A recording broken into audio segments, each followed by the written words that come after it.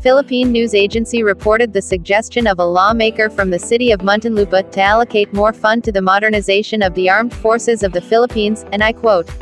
"Solon seeks more fund sources for AFP modernization." Written by Philane Mikey Cervantes. A lawmaker at the House of Representatives on Tuesday stressed the need to provide additional sources of funds outside the General Appropriations Act for the modernization of the armed forces of the Philippines.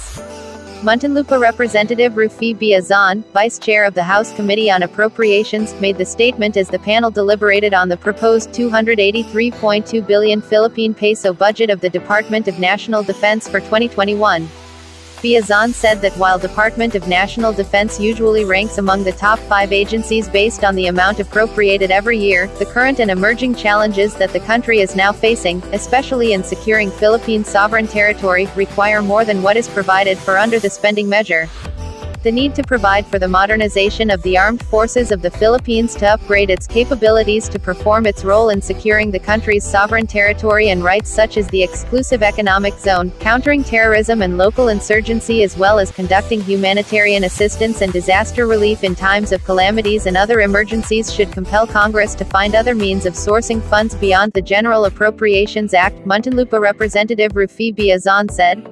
Aside from the passing of the General Appropriations Act, he said providing funds for the armed forces of the Philippines to upgrade its capability can also be done through the passage of other laws as well. House Bill 699 seeks to amend the Bases Conversion Development Law to increase the share of the armed forces of the Philippines for its modernization program from the current 35% to 55%.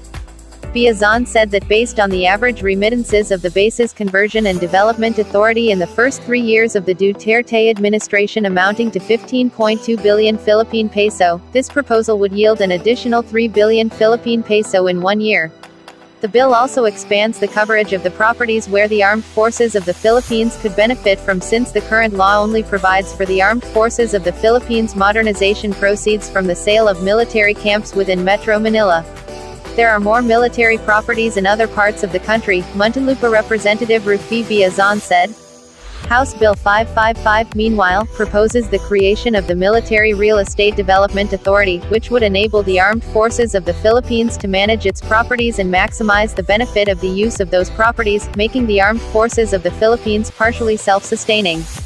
He highlighted that under this proposal, the armed forces of the Philippines could retain ownership of the properties for its strategic purposes while earning from its commercial potential, unlike the present regime where the armed forces of the Philippines loses real estate and yet does not receive the full benefit. House Bill 4304 seeks to authorize the Department of National Defense to designate or declare certain areas of the public domain as strategic for the security of the country to ensure that national security is not compromised in pursuit of commercial activities. This will avoid instances where national security is set aside in the development of certain properties such as the situation in Sangley Point where the Philippine Navy base is threatened of being booted out of a strategic location which serves as a staging point for the defense of the West Philippine Sea and Manila Bay, Muntinlupa Representative Rufi Biazon said. During the budget hearing, Department of National Defense Secretary Delfin Lorenzana said the Philippine Navy continues to patrol the West Philippine Sea, the portion of the South China Sea falling within the Philippine Exclusive Economic Zone. Lorenzana stressed that the country would continue to assert its sovereignty over the West Philippine Sea despite limited assets. West Philippine Sea is very wide and the Navy has limited assets and also the Air Force. But we are trying our best with our limited assets to assert our sovereignty over the area, Lorenzana said. Under the Department of National Defense's proposed budget for next year, 208.7 billion Philippine peso is for regular funds and 74.5 billion Philippine peso is for the pension of armed forces of the Philippines retirees.